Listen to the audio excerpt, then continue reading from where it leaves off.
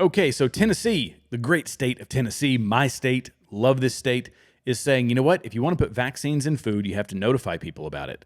That is not a conspiracy theory. This is technology that's been developed in California at a couple of universities. We're going to listen to some state legislators. This was a couple of months ago, and I didn't even know it had happened.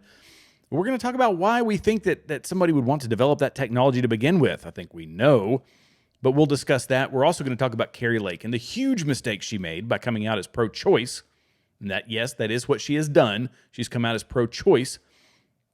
There's huge implications behind that, but there's some sinister stuff as well. We're going to talk about Israel striking Iran. We're going to talk about Mike Johnson selling us out over FISA warrants and rejecting Andy Bigg's bill. This was last week. And then there was 80 some odd Republicans who voted along those same lines because, Mike Johnson, he's been in those, classified briefings. He's well aware that warrantless searches on Americans, we got to have that option because it's just so valuable. Just so valuable. Oh, what a disgusting person he's become. But I think that Senator Tuberville knew about this because he had a massive stock sell-off. And if you don't know, Senator Tuberville is a very prolific stock trader. He's like, the Dan Crenshaws and the Nancy Pelosi's and people like that who, the reason that they do so well in the stock market is because they're just that good. But they didn't want to go work for a hedge fund manager and make billions of dollars. No. They're doing this for all the right reasons. And even Dan Crenshaw, he says that, how else are we supposed to make something of ourselves? Of course we should be allowed to trade individual stocks. I think that Senator Tuberville may have known that something was going to escalate with Israel, that he may know something is coming down the pipeline in the next month or so that's going to tank our market in some shape, form, or fashion. We got a lot to talk about today. We've got all that and so much more. Thanks for being here. Let's just get into it. I'm Jared. This is Continue Freedom.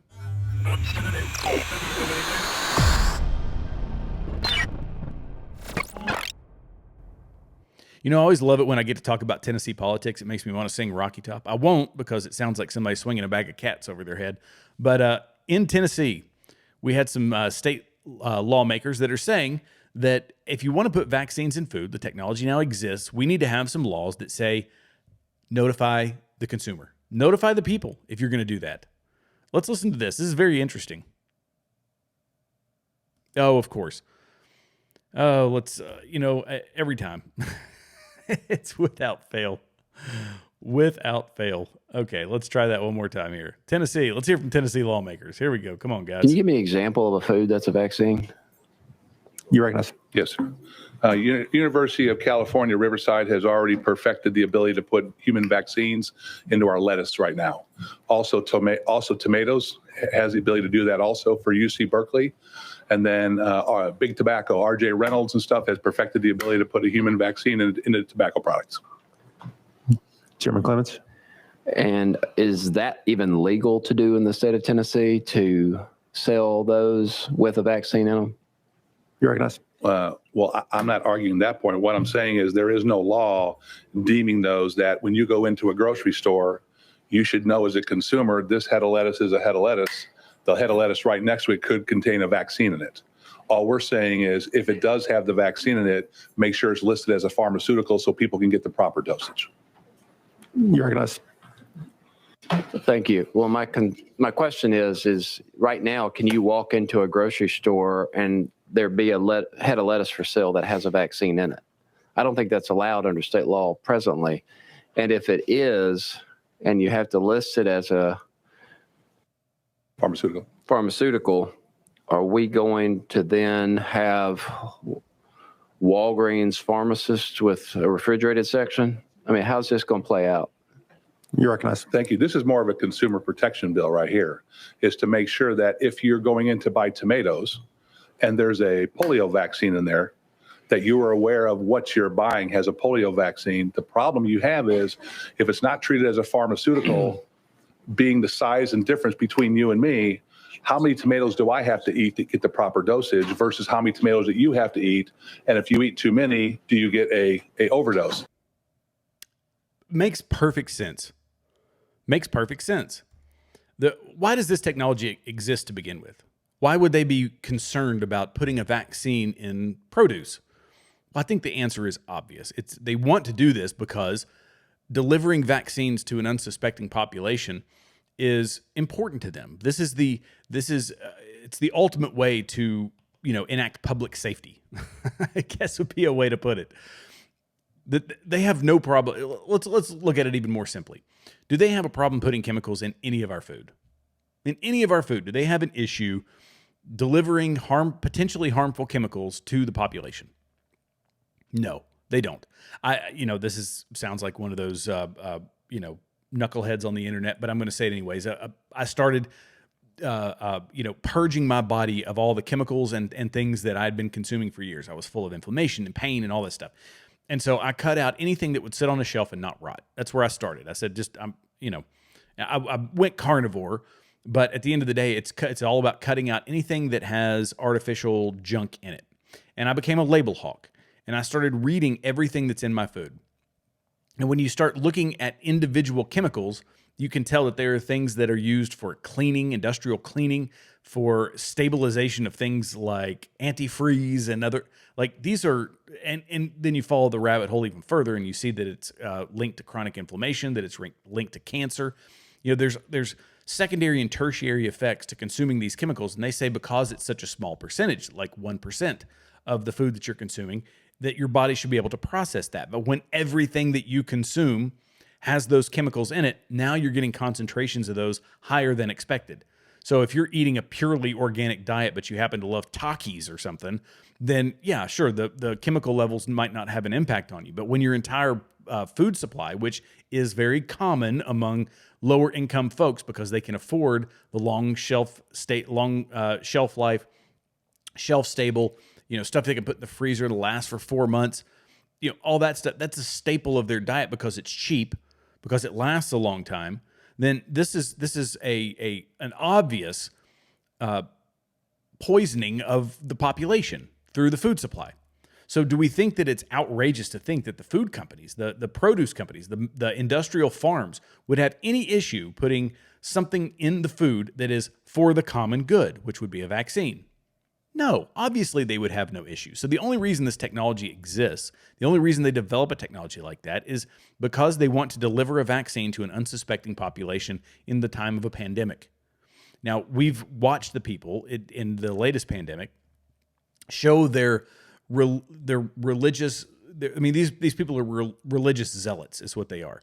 They are worshiping the creation, not the creator. They are worshiping the scientific elite. That is their deity. That is where they get their direction. People will will go out on social media and they will show that they are 13 times boosted with a certain vaccination and wear it as some badge of honor and then chastise anybody who wouldn't get it to begin with. That is what we were warned about that in 1961.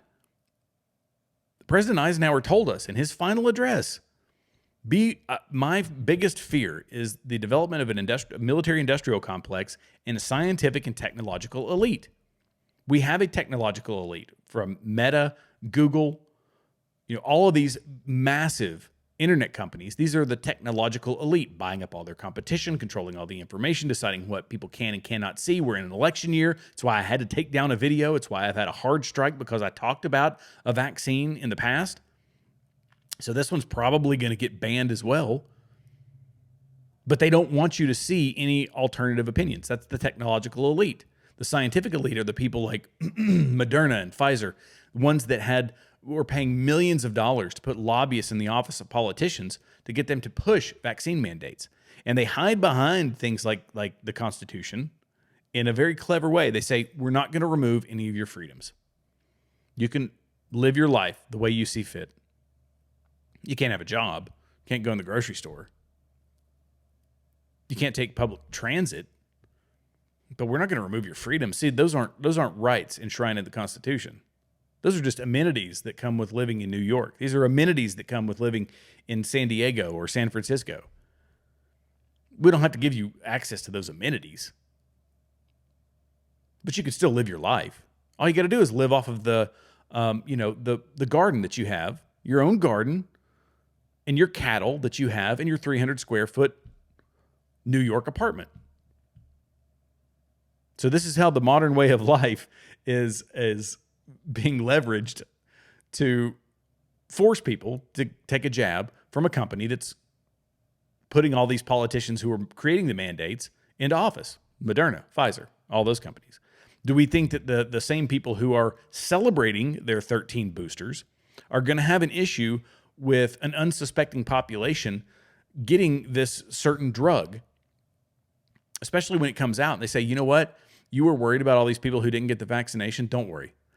They've been buying lettuce. They've been buying tomatoes. All the stores inside of New York are supplied by whatever, leftist farms. Leftist farms make sure that you get a daily dose of a Pfizer drug in your lettuce or in your tomatoes or in your eggs or in your whatever else they're able to squeeze it into. Rest easy, friends. You are safe because we have ensured that everybody around here is inoculated. And Tennessee says, no, that is a flagrant violation of our constitutional rights. So kudos to Tennessee. Now, don't get any bright ideas because we're running out of space here. So people are coming in droves to Tennessee, baby. But thank you, Tennessee lawmakers, for having this argument. I know that guy, the Democrat from Nashville, has an issue with notifying the population of potentially harmful drugs in their food supply. But thank you to the Republicans and the conservatives who are actually standing up for us. Now, when it comes to states' rights, I'm a big states' rights guy. However, we can talk about the abortion issue, which is another life and death circumstance that is, it's troubling territory because ever since the Dobbs decision, the fallback and the cop-out for the Republicans and conservatives in some cases has been, it's a states' rights issue, so we're just going back to states' rights, and we're going to allow it. And I've talked to a lot of people, conservatives, who say, no, we can't let the federal government try to do a federal abortion ban because doing so is taking rights away from the states. So what I say to that is, when are the states going to just go ahead? There needs to be one state. One state needs to say, we are going to legalize murder. That's what abortion is all about. The abortion argument is all about life and death. When it begins, when it begins. You see, we revel in our own greatness, and we saw, we know all this scientific data and how much progress we've made and how much we know. And, it's just this patting ourselves on the back about how smart we are and how great we are. And yet we're debating about when a life actually begins, even though we can see at a microscopic level the sperm going into the egg, fertilizing the egg, and it's starting human life. We can see that very, very clearly, and yet we still make the argument that, I don't know, maybe when it feels pain, because I don't want to inflict pain. I stubbed my toe the other day on the coffee table. That hurt a lot. I can only imagine what it's like for somebody to suck me out of a woman's womb into a tube and crush my body and pull me out with a set of forceps. This is the nonsensical argument. There is zero moral ground to stand on when it comes to life beginning, life ending, whether a doctor should be allowed to rip a child apart, take its life, and drop it in a bin and throw it away. There's no argument that there's no moral ground to stand on. And this is why I still say that because of this the days of old where we would say, it's all about safe, legal, and rare, those days are gone. Now it's abortion on demand, anytime, anywhere, anytime, for any reason. And so based on that sole argument, you cannot be a Christian and vote Democrat. You can't do it. Sorry, I will take a hard line stance on that. You cannot be a Christian and vote Democrat because you are voting for the extermination of children, of innocent, helpless children. The however many inches it is of the birth canal does not determine your humanity. And yet that's where we've gone. That's where politics has gone. And so now, because we need that middle of the road voter, because we need those independents, because we need those people who may toe that moral line, probably not Christian, we have people like Kari Lake who say, you know what, I just need to come out as pro-choice.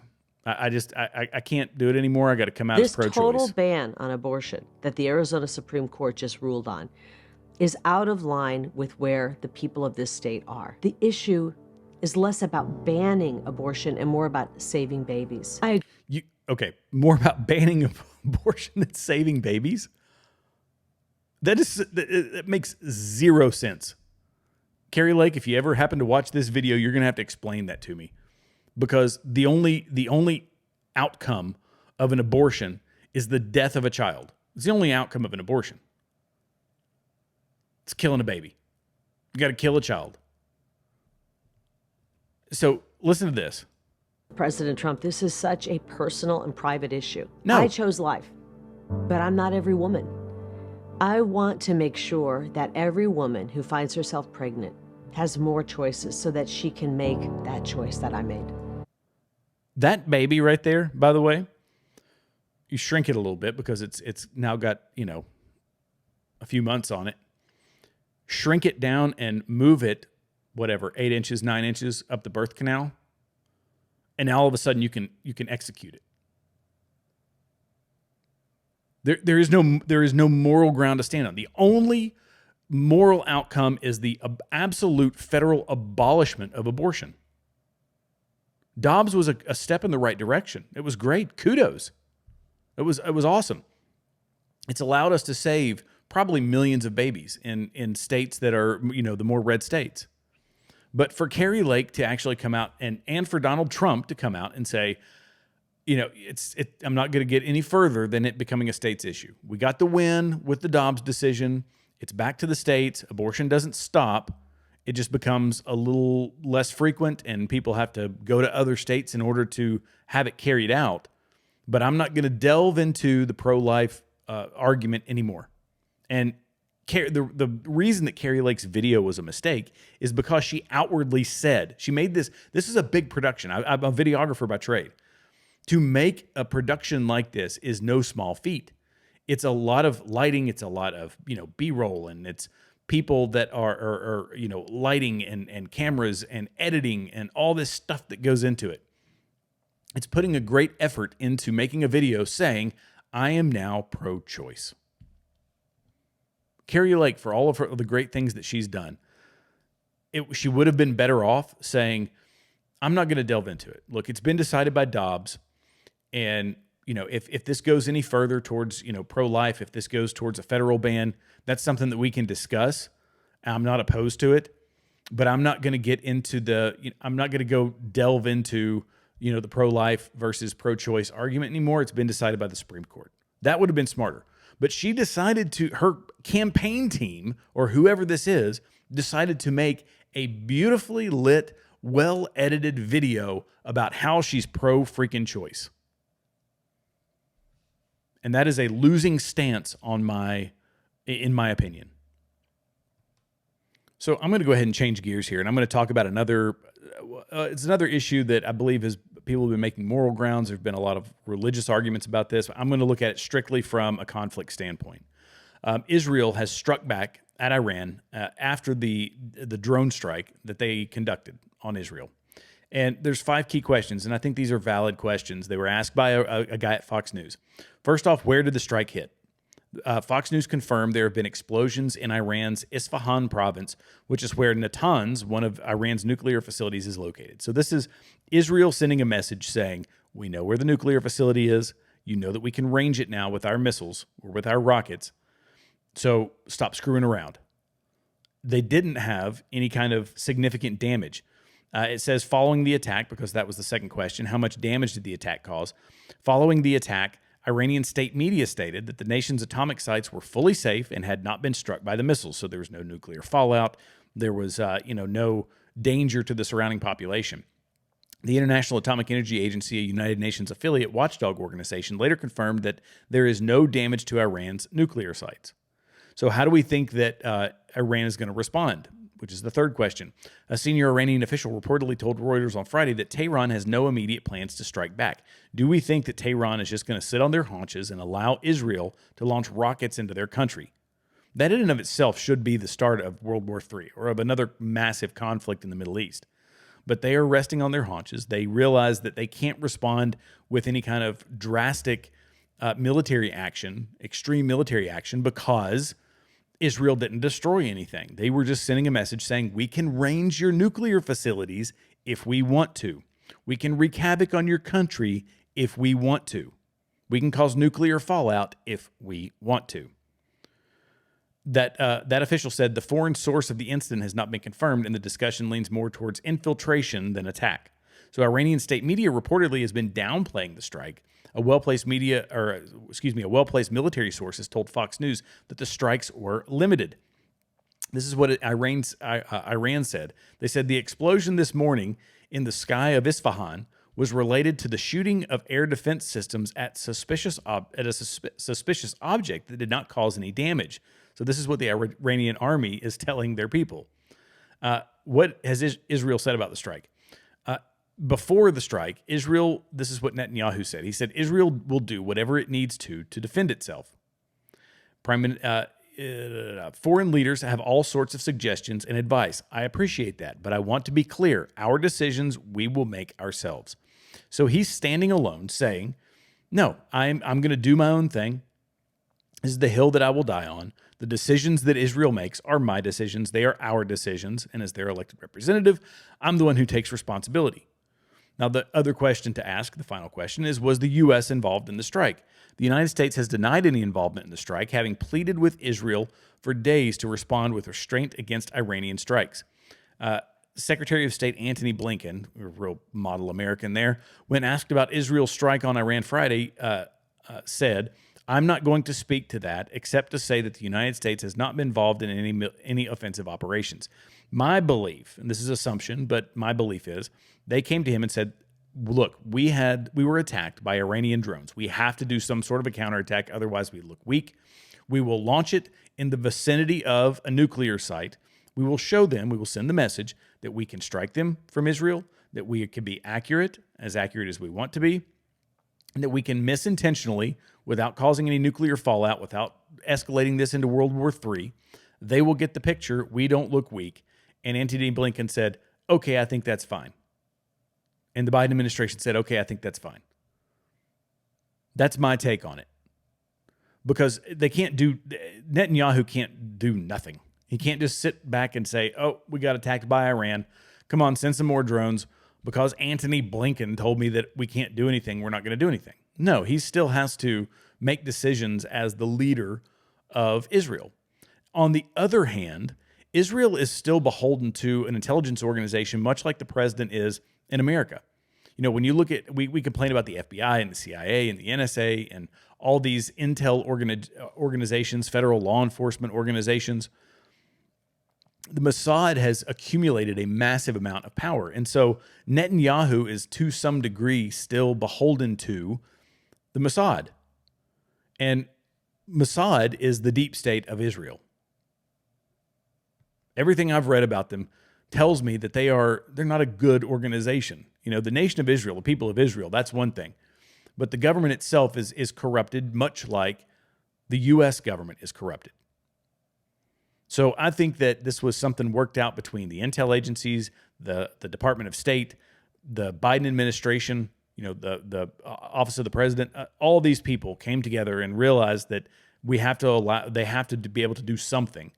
And any kind of major escalation could sacrifice our military support. I still think, though, if you want my honest opinion, that there are people out there in the military industrial complex and the intel agencies that want this to go to a massive full-scale operation, because that is profitable for Raytheon. That is profitable for Boeing and Lockheed and all these massive companies that want another forever war. They want another long-term conflict in the Middle East, because this is trillions of dollars that are being left out of their collective pockets. So I think that Iran is going to strike back, and I think that eventually this is going to escalate into something much bigger than what we're seeing right now. Again, it's opinion, but you're hard pressed to tell me that. Yeah, you're hard pressed to tell me that they aren't looking for this. Now, in conjunction with this conflict in Israel, there are some people who made some wild decisions before this happened. Are they linked? I don't know. I can't confirm or deny that. But I will say that Senator Tuberville, this is one of the many, this is Quiver Quantitative. Quiver Quantitative is much like the unusual whale. They track these congressmen and women who are making these just perfectly timed trades in the market. These people that are turning over hundreds of percent in returns. And if you want a great list, here's a great list of them. Mark Higgins, 238%. Wow. Mark Green, 122. And these, by the way, red, obviously Republican, blue, Democrat. So it's Republicans and Democrats alike. We'll look down here at good old Dan Crenshaw. Can't miss out on that guy. He turns over a pretty good profit every year. He's about 40%. You know, this is the S&P, so 24%. He's pretty consistently outperforming the S&P. He ought to be on Wall Street. I tell you, that guy ought to be running a hedge fund somewhere. But nah, he's just too devoted to ever leave Congress. But nonetheless, Tuberville was selling off a massive number of stocks. Let's listen to this. This is very interesting.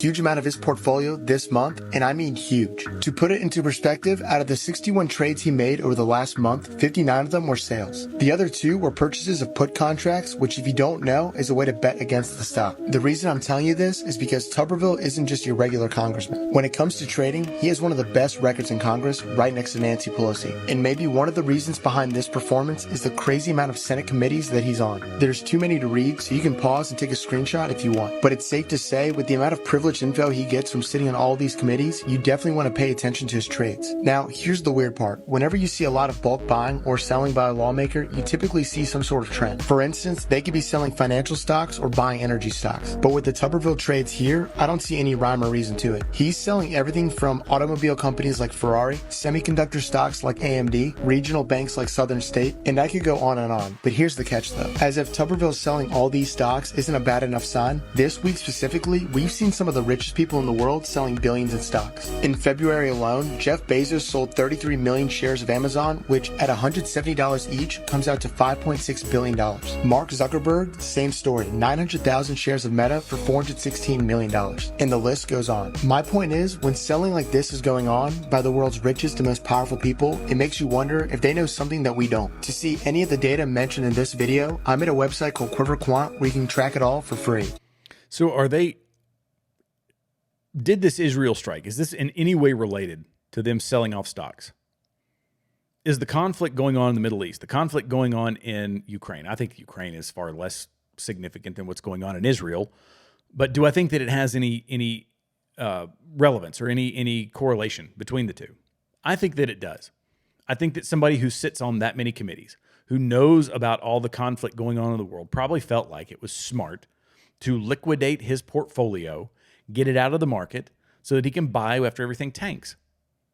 I get that feeling as somebody who spent 20 years of my life, messing around with military stuff, paying attention to what's going on in the world. This just feels like one of those tense moments where something is going to pop off. I can't say that for certain. It's just a hunch. It's just a feeling. And when you start seeing congressmen and women, when you start seeing millionaires and billionaires selling off massive amounts of their wealth to try to sink it into other stuff, safer assets, one has to wonder. One has to wonder. And on top of that, why of all times right now, why would we be, when the conservative movement, let me phrase this a different way. When the conservative movement is all amped up about government overreach, when they are all amped up about the federal government taking too much authority and exercising too much authority in our lives, do we turn around and see the Speaker of the House openly support warrantless searches on Americans? Because that's what the FISA process does. This is it. Let's listen to what Mike Johnson said. When I was a member of the judiciary, I saw all the abuses of the FBI, the terrible abuses over and over and over, the hundreds of thousands of abuses.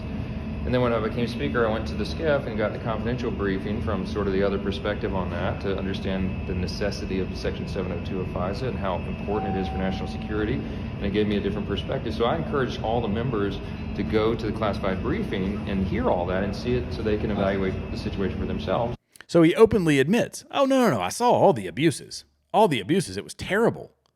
And yet I went to a classified briefing and thought, oh, those abuses are pretty important. Are you kidding me?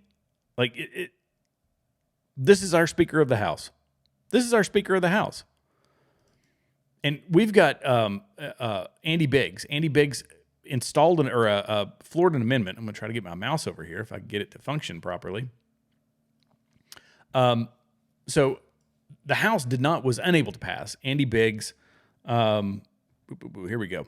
Andy Biggs' amendment to install warrants for FISA requests. It failed. This was last Friday, I believe. An amendment proposed by Representative Andy Biggs from Arizona, Republican from Arizona, that would have installed a warrant requirement for FISA requests on U.S. citizens failed in the House on Friday afternoon. The amendment was sponsored by Biggs but failed in a vote on the floor with a tie of 212 to 212. More than 80 Democrats joined with 128 Republicans in backing the measure. 86 Republicans and 126 Democrats opposed it. So we had 86 Republicans, mind you, who said, no, we need warrantless searches. That's pretty important to us. That's a hill that we're willing to die on. Who were some of those guys? Well, obviously, Mike Johnson from Louisiana is one. And good old Dan Crenshaw, there he is. Boy, you see a big government bill come out of Congress, Dan Crenshaw is going to have his John Hancock on it. He's going to have that name signed right there. But these are all the Republicans that supported warrantless searches on American citizens. And this is, you need to find it. Pause the video. Find your representative. Find your representative on this video. And if they are there, you need to be, where are all the, the true conservatives, the America Constitution-loving conservatives out there willing to run for office? Because we've got scumbags like Dan Crenshaw. We've got scumbags like these people. Look at all these Republicans here, the ones that are making an absolute fortune using their briefings and classified briefings to leverage the stock market and make an absolute fortune. Where are the people that have a spine, that have some morals, that have a backbone? Good gracious. Good gracious. Well, the last thing I'm going to talk about today, we're going to talk about Planned Parenthood. Let me pull this up real quick. So Planned Parenthood, they've defied a St. Louis court order to disclose patient records in Missouri in a sex change interventions for minors probe from the state attorney general. So they're defying the state attorney general. According to KCTV, Missouri Attorney General Andrew Bailey announced on Thursday that Planned Parenthood had to turn over documents exposing how they subjected children to puberty blockers and irreversible surgery, often without parental consent. Planned Parenthood says it has no plans to turn over the records. Bailey added to a post on X, "We are 3 for 3 in our court battle to force clinics to comply with our investigations. My team will get to the bottom of how this clandestine network of clinics has subjected children to puberty blockers and irreversible surgery, often without parental consent." AG Bailey said of the court order, "There is no more important fight than to ensure Missouri is the safest state in the nation for children. No stone will be left unturned in these investigations." Despite the court order to turn over the documentation, Planned Parenthood has dug its heels in on the topic. So, I mean, I'll be perfectly honest. I love seeing the landscape scattered with empty Planned Parenthood buildings. I think that is going to, I'll set them up as monuments for, the destruction of our country's greatest evil since slavery. I would venture to say it's on the same level as slavery, to be perfectly honest with you. So I have no qualms about Planned Parenthood going out of business or losing money, but they're going to get it because they are an evil organization. They're going to get into something else. And so the next logical step was to start mutilating children, to mutilate their genitals, to give them puberty blockers, to cause them long-term damage, because that's what they traffic in. They traffic in the destruction of life, the destruction of the human existence, because their founder was a eugenicist, an evil eugenicist, period. There's nothing positive about Planned Parenthood. They serve no positive purpose. So it stands to reason that they would get into this same business of mutilating and destroying children. Well, I wish the Missouri Attorney General all the luck in the world going after this nefarious organization. And so Anyway, I'm going to end on that note. This has been, I know we've covered a lot today. I didn't get into everything that I wanted to, but I have to call it quits on this one. I'm going to have more tomorrow. We're going to have another episode tomorrow. Thank you all so much for watching. Be sure to like, subscribe, leave comments below. We're on X Locals, Rumble, and YouTube. And I'll see you guys in the next episode. God bless you, and I love you.